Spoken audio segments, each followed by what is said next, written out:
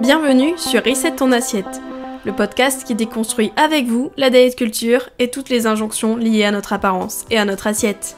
Je m'appelle Juliette, je suis détentrice du compte de la Skiche sur Instagram, où je dénonce la culture des régimes et où je parle également de l'alimentation intuitive. Je suis ravie de vous avoir sur mon podcast et j'espère que l'épisode du jour va vous plaire. Je vous souhaite une très bonne écoute. Hello à tous, j'espère que vous allez bien. Aujourd'hui, j'aimerais vous parler du marketing des régimes, notamment les ficelles utilisées par les programmes régimes qu'on peut voir à la télé, comme Weight Watchers, Croque Kilo, comme J'aime, etc. D'identifier un peu ce qu'ils ont en commun, quelles ficelles ils utilisent pour essayer de faire venir à eux du coup leurs clientes, pour vous permettre en fait d'identifier les leviers qui sont utilisés et d'essayer de s'en détacher et de ne plus se faire avoir. Après, j'espère sincèrement que si vous écoutez ce podcast, ça vous convainc un peu de ne plus tenter de régime ou de programme, etc. Après, c'est peut-être intéressant aussi pour d'autres personnes qui sont moins éveillées à la culture des régimes, d'avoir en tête ces ficelles-là et de les reconnaître afin de vraiment pouvoir s'en détacher. Cet épisode m'a été inspiré notamment par les stories que j'avais faites récemment sur Instagram. Donc pour ceux qui ne me suivent pas, je vous invite à me suivre, il se passe plein de choses sur Instagram. Et en fait, j'avais parlé de Weight Watchers car ma mère a fait Weight Watchers, elle m'a un peu expliqué les réunions, le programme, etc. Et franchement, il y a beaucoup de choses qui m'ont scandalisée. J'avais fait des stories et vous avez été plusieurs en fait à me parler de votre expérience sur Weight Watchers. Donc du coup, ça m'a donné envie de faire vraiment un épisode sur les techniques marketing, car c'est vraiment un marketing en fait hyper bien rodé qui est derrière ces programmes. Et en fait de voir un peu comment ils essayent d'acquérir leurs cibles et aussi de les fidéliser, donc de faire en sorte en fait que les personnes qui commencent ce genre de programme continuent en fait à le faire en dépit de leur santé peut-être mentale et physique. Pour cet épisode, je vais mettre ma petite casquette de communicante et vous vulgariser un peu tout cela afin de vous montrer à quel point ils nous manipulent entre guillemets. Déjà, vous le savez, mais les régimes, c'est une industrie de plusieurs centaines de milliards de dollars à l'échelle mondiale. Tout le monde s'en met plein les poches, en fait, avec les régimes, les programmes, les compléments alimentaires, etc.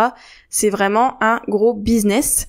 Et du coup, pour maintenir ce business, il y a de l'offre qui se crée, parce qu'il y a une grosse demande, en fait, parce que dans notre société grossophobe, il y a un peu tout le monde qui souhaite perdre du poids, contrôler son alimentation, faire attention, etc.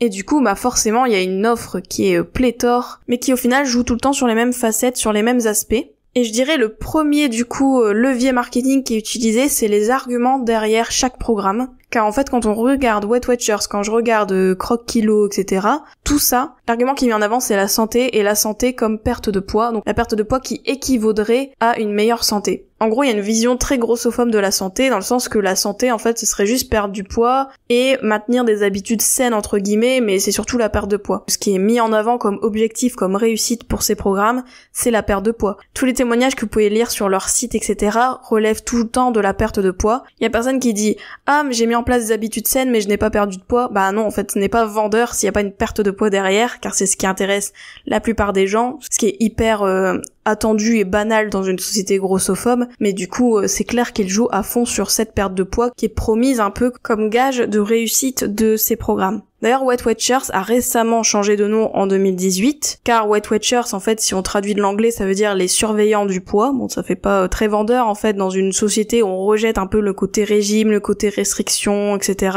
Donc du coup, Weight Watchers s'appelle désormais Wellness That Works, donc ça veut dire le bien-être qui vous réussit. Comme le disent eux-mêmes Weight Watchers, nous faisons le constat simple que tout le monde souhaite être en bonne santé, il faut que la santé soit accessible à tous, incluant la perte de poids. Donc on voit vraiment que pour eux, la perte de poids est égale à la santé. Ils jouent en fait sur les croyances là qui sont liées au healthism que j'avais expliqué dans l'épisode 10 sur la santé. En fait, le côté que tout le monde cherche à être en bonne santé. Et donc du coup met en place de nombreuses habitudes, de nombreuses attitudes pour essayer d'être en bonne santé. Mais le problème c'est que la santé est vue strictement sous le prisme du poids et n'est pas vue comme une santé holistique, donc qui prend en compte plusieurs facteurs. Et comme on est dans une société grossophobe, la santé équivaut forcément au poids. Alors que je vous l'ai déjà dit dans nos nombreux épisodes, mais la santé ce n'est pas que le poids, mais c'est sur cette croyance-là que surfent ces programmes. Et en fait, c'est plus vendeur de vendre du bien-être, donc de vendre une émotion, donc que une simple perte de poids. C'est plus vendeur de rattacher l'expérience de rééquilibrage alimentaire, etc., à des émotions positives comme le bien-être, le fait de se sentir bien dans sa peau, etc. C'est hyper vendeur. C'est souvent ce qu'on dit en marketing en fait. Souvent, ce qui est plus important, c'est de faire vivre des émotions à ses clients et persuader en fait les clients qu'ils vont atteindre en fait un état de bien-être, un état d'émotion positive qui va changer en fait leur quotidien. Et c'est ce qui est attendu du coup quand on entame ce genre de programme. C'est rarement juste pour perdre du poids, juste uniquement en termes de chiffres, mais c'est aussi normalement pour se sentir bien dans sa peau, car on a souvent cru que se sentir bien dans sa peau, c'est forcément être plus mince. Donc ça, l'argument santé, il est repris partout. Quand on creuse aussi les programmes en eux-mêmes, ils mettent bien en avant le côté que ce sont des habitudes saines, qu'il n'y a pas de restrictions, que c'est pas un régime, etc. Et donc du coup, là, ça rejoint en fait mon deuxième point. C'est le fait en fait qu'ils surfent beaucoup sur le côté facile, le côté ce n'est pas un régime, c'est hyper simple, c'est juste du plaisir, vous allez perdre du poids même sans vous en rendre compte, c'est génial. Si on va sur le site de Croque Kilo, on voit Croque Kilo plus qu'un régime, un rééquilibrage alimentaire. Je vous renvoie à mon épisode sur les rééquilibrages, comme quoi j'explique en fait en quoi ce sont des régimes déguisés. Donc ils disent un rééquilibrage alimentaire où l'on mange tout ce qu'on aime, même la raclette. Donc si on analyse cette phrase déjà, on voit c'est plus qu'un régime. Déjà plus qu'un régime, je pense qu'ils avouent encore un petit peu que c'est un régime, c'est un rééquilibrage alimentaire où l'on mange tout ce qu'on aime. Et ça du coup ça répond beaucoup aux attentes des gens maintenant, c'est que comme il y a une mouvance anti-régime, on ne veut plus manger des trucs qu'on n'aime pas, on veut plus manger des trucs fades, des trucs sans saveur, on veut avoir du plaisir, on veut continuer à manger de la raclette. Donc la raclette, là, pour le coup, c'est vraiment le symbole du plat gras, etc., que tout le monde aime. Et du coup, en fait, on veut vraiment montrer que là, cette fois, c'est différent, vous allez voir, c'est pas un régime, c'est vraiment quelque chose, vous allez kiffer, en fait, vous allez aimer ce que vous allez faire, et en plus, vous allez perdre du poids en bonus, donc c'est génial. Quand on creuse leurs arguments aussi dans leur site, etc., on voit par exemple pour Croque Kilo, ils disent bien ça se base sur le choix d'aliments favorables à votre santé et qui augmenteront votre sensation de satiété. 2 points, les aliments minceurs. Donc déjà, il y a cette croyance que certains aliments feraient maigrir, déjà d'une, et puis de 2, en fait, on voit bien que le but, en fait, c'est d'augmenter la sensation de satiété, donc du coup, c'est le fait d'avoir le moins faim possible, et souvent, en fait, les aliments minceurs, donc qui sont du coup mis en avant comme remède à la faim, coupe-faim, satiété, etc., ce sont les légumes en fait souvent, et d'ailleurs on le retrouve dans Weight Watchers, le programme WW. C'est un plan avec plusieurs points, donc pareil, eux aussi ils se disent anti-régime, en mode non mais c'est pas un régime, vous pouvez manger tout ce que vous voulez tant que ça va dans vos points, etc. Et en fait on voit bien aussi que pour eux en fait les légumes sont à volonté ou sont à 0 point. Du coup on voit bien en fait que les légumes sont bonus parce que eux aussi ils surfent sur le côté que en fait c'est quelqu'un qui va manger beaucoup de légumes, à un moment donné il va se sentir plein et il va s'arrêter de manger. Ça va favoriser la sensation de satiété. Le problème à ça, c'est que ça serait trop facile si on se bourrait de légumes et qu'on n'aurait plus faim ad vitam aeternam. Les légumes, certes, ils peuvent augmenter la sensation de satiété, mais de là à couper la vraie faim, de là à remplir tous nos besoins nutritionnels, non. Et en fait, le problème, c'est que souvent, les personnes qui ont fait ce genre de régime, de rééquilibrage, etc., et c'est le cas de ma mère, souvent, moi, ma mère me disait, en fait, elle a du mal à pas manger beaucoup de légumes parce qu'elle a été trop habituée en fait à manger plein de légumes, à se faire des assiettes avec des légumes en veux-tu en voilà. Et du coup elle a du mal en fait à juste manger un repas où il y a peut-être moins de légumes ou peut-être qu'il y en a pas en fait du tout. Même si techniquement il y a pas d'interdit, il y a quand même des aliments qui coûtent plus cher en points ou qui sont un peu limités. C'est le cas donc dans Weight Watchers pour les points, on voit qu'il y a certains aliments caloriques qui coûtent très cher en points, du coup on n'a pas envie trop de les dépenser. Et pareil pour Croque Kilo, etc. Ce genre de programme, en fait, comme c'est un rééquilibrage alimentaire, ils se disent oui mais il n'y a pas d'aliments interdits, vraiment on peut quand même les manger, mais ça nous coûte cher à un moment donné. Et en fait, pour Weight Watchers, le système de points, même si ce n'est pas un comptage de calories pur et dur, c'est quand même un comptage. Et en fait, le système de points, ça fait qu'en fait, on instaure une logique de comptable par rapport à son alimentation. Comme les légumes, c'est 0 points, comme le fromage blanc, c'est très peu de points, etc. Je vais en manger plein. Et tout ce qui me coûte cher en points, ça, je vais économiser, en fait. Et du coup, on se retrouve vraiment à faire de la comptabilité avec notre alimentation. De plus, cette contrainte des points par Weight Watchers, elle est bien utilisée, je trouve, parce que déjà, il y a cette nécessité de convertir à chaque fois. Donc du coup, il faut acheter des petits livres Weight Watchers qui nous expliquent que les céréales de telle marque, ça vaut X points, etc. En plus, ça nous encourage à acheter des aliments Weight Watchers qui ont le nombre de points indiqués sur l'emballage, ce qui est pratique. C'est vraiment d'instaurer une logique de merchandising, comme on dit dans le jargon, c'est-à-dire qu'en fait, il y a des produits qui sont de la marque du régime ou du rééquilibrage. Donc du coup, il y a des produits qui sont associés à la marque, qui sont faits en fait pour compléter un peu l'expérience utilisateur. Et en fait, ce genre de régime, etc., ce genre de programme compte sur le fait qu'en fait, à un moment donné, leurs clients vont vouloir acheter des produits qui sont estampillés de la marque, car confiance, car voilà, on se dit, bah si c'est un plat Weight Watchers par exemple, eh bien ça veut dire que c'est un plat équilibré, c'est-à-dire que c'est un plat qui aura peu de points, peu de calories, etc. Donc, si vous avez écouté mon épisode sur les rééquilibrages, pour moi, ce genre de programme, c'est quand même des régimes. Car, comme je vous avais dit, on arrive à une catégorisation des aliments, on arrive à une diabolisation de certains aliments, donc les aliments qui coûtent plus cher en points, on arrive à une comptabilisation, une surmentalisation de l'alimentation, on arrive quand même à quelque chose qui est assez troublé par rapport à notre alimentation. Notre alimentation n'est plus juste quelque chose au feeling, quelque chose voilà qu'on voit au jour le jour, elle devient vraiment quelque chose à réfléchir, à penser, et même s'il n'y a pas d'interdit strict, on reste quand même sur des choses à favoriser, des choses à quand même diaboliser, et du coup, eh bien, on a le même sentiment de frustration que les régimes, et on se retrouve en fait à être au régime. Pour le cerveau, c'est un peu la même chose. Mais je vous invite à écouter mon épisode sur les rééquilibrages, car j'en parle pas mal pendant 20 minutes. Et aussi, ce qui est utilisé comme levier marketing par rapport au fait que ce n'est pas un régime, etc., tout ça, c'est le côté que c'est hyper simple. Ils misent beaucoup sur la facilité. Weight Watchers, maintenant, c'est une application. Donc du coup, juste dans une application, tu rentres tes repas, etc., tu suis les recettes, bingo, tu perds du poids. Idem, Croque Kilo, c'est très simple, en fait, ils le mettent vraiment en avant. Et les programmes de repas, comme J'aime, etc., c'est encore plus simple, parce que là, ils te livrent carrément ton repas chez toi. Plus simple, tu meurs, mais du coup, ils jouent vraiment sur ce côté que c'est facile, que ce n'est pas du tout contraignant. Déjà, ce n'est pas contraignant en termes de restrictions alimentaires, mais en plus de ça, c'est hyper pratique, à la portée de main de tout le monde peut y arriver, et en fait, tout le monde, en fait, peut perdre du poids avec ce genre de méthode. Sans vouloir faire la sociologue à 2,50 €, mais en gros, maintenant, on est dans une ère où on veut que tout aille vite, on veut que tout soit simple, on veut que tout soit accessible en un clic, et en fait, ce genre de régime 2.0, en fait, surfe sur ce côté-là, en fait, ce côté qu'on n'a pas de temps, on n'a pas le temps de gérer notre alimentation, on n'a pas le temps de gérer nos courses, on n'a pas le temps de gérer tout le quotidien, et du coup, en fait, le but, c'est que ces programmes-là, ils vous mâchent le travail, ils vous disent, voilà, je te donne des plats, je te produis des plats estampillés ma marque, tu peux les acheter, c'est hyper simple, tout est marqué, comme j'aime, eux, ils te livrent tes repas chez toi, donc c'est super simple, tu les manges, hop, tu vas te coucher, basta, et en quelques semaines, tu vas perdre du poids. Ensuite, ce qui est mis en avant et qui est complémentaire aussi sur le plan facilité d'utilisation, etc., le côté tout le monde peut le faire, c'est que ils mettent en avant des célébrités. Donc c'est ce qu'on appelle le celebrity marketing, ou on appelle ça aussi le marketing d'influence.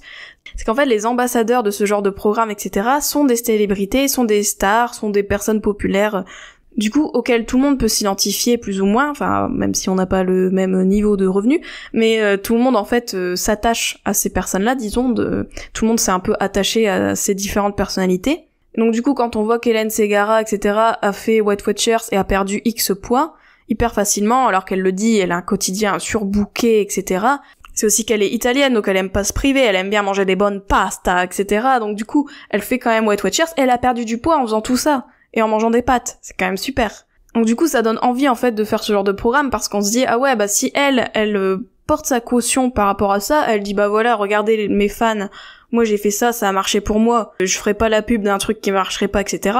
Ça renforce la légitimité de Weight Watchers, ça renforce le fait que, voilà, tout le monde peut y arriver, même une star qui ne s'y connaît pas en nutrition, qui a un emploi du temps de ministre, etc., que c'est hyper simple, et qu'en plus ces célébrités-là ont apprécié cette expérience.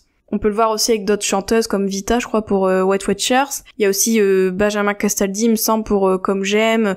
Enfin, on voit en fait que toutes ces personnalités-là, elles donnent leur caution grâce à leur nom, elles font un peu argument d'autorité, en fait, en disant, voilà, regardez, moi j'ai réussi, et je me porte garant de ça. Et du coup, ça donne envie, en fait, de faire ce genre de programme. Et puis je pense que s'il y a des fans de Hélène Ségara, ou des fans de Vita, etc., ou des jeunes filles, des adolescentes, qui voient que leur star préférée fait des régimes, qu'elle a l'air super heureuse, qu'elle a l'air super bien dans sa peau, forcément, on se dit, ah ouais, ça a l'air super bien, j'ai envie de le faire, en fait, j'ai envie de ressembler à la star que j'apprécie, et ça, Franchement, je trouve ça dangereux, car ce genre de pub, ce genre de récit, ce genre de storytelling, etc., donc d'histoires un peu racontées avec les stars, ce genre de choses, c'est dangereux car le fait que beaucoup de filles peuvent s'identifier, elles vont croire que pour être bien dans sa peau, il faut forcément faire un régime, un rééquilibrage, il faut forcément faire attention à son alimentation, et que ce n'est pas possible en fait d'être juste nous-mêmes, d'être juste soi-même, et de ne pas avoir à contrôler son alimentation. Donc pour moi, c'est hyper dangereux ce genre de travers. Et ça me dérange en fait, car j'ose pas imaginer ce que des jeunes filles peuvent ressentir en fait en regardant ce genre de pub et ce que ça peut leur mettre dans la tête. Ensuite, ce qui est mis en avant, c'est l'appartenance à une communauté. Quand on regarde tous les programmes Weight Watchers, tous les rééquilibrages, les croque-kilos, etc., ce qui est mis en avant, c'est qu'on peut rejoindre en fait une communauté de femmes qui veulent la même chose que nous, qui ont les mêmes objectifs que nous, et le but en fait c'est de s'entraider, de ne pas se laisser tomber les unes les autres, etc., et d'échanger aussi sur nos problèmes. Il y a des liens aussi qui se créent avec certaines utilisatrices du programme, etc. Comme on est dans le même bateau, dans la même galère, on peut même devenir amis, et donc du coup on se sent appartenir à une vraie communauté, à un vrai groupe, et on a moins tendance à partir de ce groupe, car on ne veut pas laisser tomber les autres, car voilà, on est déjà dans un groupe installé, on va pas partir comme ça, etc. C'est sur ce levier-là que ces programmes-là jouent, car ils se doutent bien qu'en fait, en chacun de nous, quand on appartient à un groupe, on veut pas laisser tomber les autres, on veut continuer à faire partie de ce groupe, et du coup, on va rester. On va continuer à faire ce programme-là. Et on va être fidélisé, en fait, un peu malgré nous, car on appartient à cette communauté-là. Et le fait d'appartenir à une communauté, c'est ce qu'on retrouve dans le travail, ce qu'on retrouve dans les partis politiques. C'est hyper important, car donc l'être humain, on aime bien appartenir à des groupes, on aime bien appartenir à des groupes sociaux définis. Et là, en fait, cette communauté de régimeuses, de rééquilibrage alimentaire, etc., on est toutes unies, on a toutes le même objectif, on se comprend aussi les unes les autres, car c'est vrai que quand on fait un équilibrage, des fois l'entourage, il ne nous soutient pas, etc. Et du coup, toutes, en fait, on crée une cohésion qui permet, en fait, d'être fidélisé et de rester dans le programme. Ma mère me disait aussi que les réunions, donc Weight Watchers, c'est vraiment un espace où les différentes clientes s'échangeaient des astuces, s'échangeaient des situations problématiques. Par exemple, ma mère m'a raconté que il y avait des femmes qui expliquaient comment elles coupaient leur faim, ou comment une autre a lavé ses sardines pour avoir moins de sel sur ses sardines, ce genre de choses. Et en fait, ça permet un soutien moral, et ça permet de continuer à faire ce régime, ce rééquilibrage, même si des fois on peut avoir des difficultés. Après, c'est vrai que ma mère m'a expliqué que les réunions étaient quand même un peu un tribunal, dans le sens que la pesée était faite pendant les réunions Weight Watchers, et ensuite soit on était félicité par la coach, enfin la personne qui animait la réunion, ou soit on était même hué par d'autres utilisatrices, ou même qui laissent exprimer leur déception, etc. Et on se sent hyper coupable du coup quand on prend du poids, et rien que ça, en fait, ce sentiment de culpabilité, comme on veut l'éviter à tout prix, on va essayer de perdre du poids la prochaine fois, en fait. Et du coup, c'est ça aussi qui nous motive, c'est le fait qu'on ne veut pas décevoir les autres, on ne veut pas décevoir le groupe, et on veut rester dans ce groupe qui arrive à perdre du poids. Et c'est pareil aussi avec les autres programmes qui proposent un coaching avec suivi. En fait, limite, le coach devient un prêtre auquel il faut se confesser, auquel il faut expliquer quand on a mal fait, pourquoi, et du coup avoir quelqu'un en face qui nous félicite ou nous sermonne, ou du moins nous encourage à ne pas le laisser tomber. Ensuite, dernier levier marketing qui pour moi est hyper bien rodé, notamment avec Weight Watchers, c'est que c'est un système de récompense qui est bien entretenu. Comme je vous l'avais dit, dans les réunions, il y a cette perte de poids qui est encensée, donc du coup il y a une satisfaction, tout le monde t'applaudit ou tout le monde te dit bravo, etc. Mais aussi Weight Watchers en fait te donnait un petit cadenas où tu pouvais rajouter des petites étoiles à chaque palier de perte de poids que tu avais réussi à atteindre. Par exemple, si tu as perdu 5 kilos, tu as une petite étoile, si tu en as perdu 10, tu as une deuxième petite étoile, etc. Ça faisait un peu un système de breloque. Et moi, je me souviens, en fait, quand j'étais plus jeune, ma mère avait ce cadenas-là. Et je trouvais ça hyper sympa, en fait. Enfin, j'avais du mal aussi à réaliser l'ampleur derrière. Et je trouvais ça sympa d'avoir un petit cadenas avec des petites étoiles. Enfin, ça donne envie, en fait, d'en avoir un, limite. Donc du coup, ça entretient en fait ce système de récompense, de se dire bah voilà, t'as réussi à perdre du poids, voici tes petites étoiles, et en plus c'est quelque chose qu'on peut arborer fièrement sur son sac, etc. Enfin, on voit vraiment que la perte de poids est vue comme une récompense, et qu'en plus c'est tout un système qui entretient cette récompense-là et te donne envie en fait de toujours plus. Et là, actuellement, Weight Watchers dans WW font aussi un programme de récompense où les membres gagnent des wins, donc entre guillemets, donc des victoires, s'ils enregistrent dans l'appli ou le site leur repas, leur activité physique et leur poids. Donc en gros, ils sont récompensés à monitorer, à surveiller leur alimentation et leur sport. Et aussi quand ils assistent à un atelier WW, car ils peuvent en fait après échanger leurs wins contre des produits, des services et des activités exclusifs. Donc on voit que tout ce côté exclusivité, si t'arrives à perdre du poids, si t'arrives même à juste rentrer tes repas, etc., enfin à continuer le programme, tu entretiens un système de récompense et du coup ça donne envie de continuer à poursuivre en fait ce rééquilibrage-là. Et c'est hyper bien fait car on se dit ah ouais ok, il suffit juste de faire ça et j'ai des wins, j'ai des victoires. Enfin, ça entretient le système de récompense dans le cerveau, la dopamine, etc. Et du coup, ça fait en sorte, en fait, que les clientes restent et continuent, en fait, à vouloir bénéficier de ces avantages exclusifs, etc. Ça leur donne envie d'être fidélisés, de continuer, coûte que coûte. Donc, en conclusion, on voit que ce genre de programme, ce genre de rééquilibrage, etc., surfent sur les mêmes méthodes et ont les mêmes techniques marketing. On l'a vu avec les arguments utilisés, donc la santé comme perte de poids, donc la vision grossophobe de la santé, le fait que maintenant on fait attention à son alimentation, ce n'est pas pour juste perdre du poids, mais c'est pour notre bien-être, pour acquérir un niveau de bien-être et de plénitude. Donc on nous vend plutôt des émotions, ils mettent en avant le côté que c'est hyper simple, que ce n'est pas contraignant, que tout le monde peut le faire, qu'il n'y a pas de restrictions, qu'il suffit juste d'une application, de quelques repas, de quelques plats même livrés chez toi et tu peux perdre du poids très facilement et très rapidement. Avec un merchandising, donc avec des produits dérivés, etc. On voit aussi qu'ils mettent en avant des célébrités pour renforcer le côté ambassadeur, le côté garant en fait de cette méthode. Et donc du coup, ce marketing d'influence en fait nous donne envie de faire ce programme-là et de ressembler en fait aux célébrités qu'on admire. Puis il y a tout le levier, l'appartenance à une communauté, car on est fidélisé, on ne veut pas laisser tomber les autres qui sont dans le même bateau que nous, et on essaye toutes de s'encourager. Ce qui entretient un système de récompense bien rodé, qui est entretenu par des cadeaux, des avantages, des félicitations, des encouragements de la part des utilisatrices et des coachs, etc. C'est ce qu'on appelle aussi le marketing de tribu, donc en fait on est tous une tribu contre les kilos à dégommer, on a tous le même objectif commun. On voit bien que le marketing a été hyper bien pensé, et que ça marche, car il y a de plus en plus d'utilisateurs de ce genre de programme et de régime. Alors oui, certes, ça marche de perdre du poids hyper rapidement, hyper facilement. Ça, c'est pas un problème, je pense, pour beaucoup de gens. Au final, la perte de poids en elle-même, c'est facile quand on met des restrictions. Mais le plus dur, c'est dans le temps, maintenir cette perte de poids dans le temps. Et souvent, comme je vous l'avais déjà expliqué dans d'autres épisodes, mais le corps essaye de vous maintenir à un poids de forme, et comme il n'est pas son poids de forme, il essaie de lutter contre vous. Du coup, en gros, c'est soit vous continuez à faire Weight Watchers ou ce genre de programme à vie, et en luttant constamment contre votre corps, ou soit vous choisissez de ne plus faire ce genre de programme et d'essayer en fait d'atteindre votre poids de forme, de l'accepter, même si ce n'est pas un poids conforme, entre guillemets, aux standards de la société et aux dictats de la culture des régimes. Comme je vous l'avais dit avec les avant-après, dans un autre épisode sur le fitness, il montre beaucoup d'avant-après, il montre beaucoup de témoignages, mais il ne me montre pas l'après, le fait qu'il y a beaucoup de gens qui sont en lutte, qui ont des compulsions, qui ont même des TCA.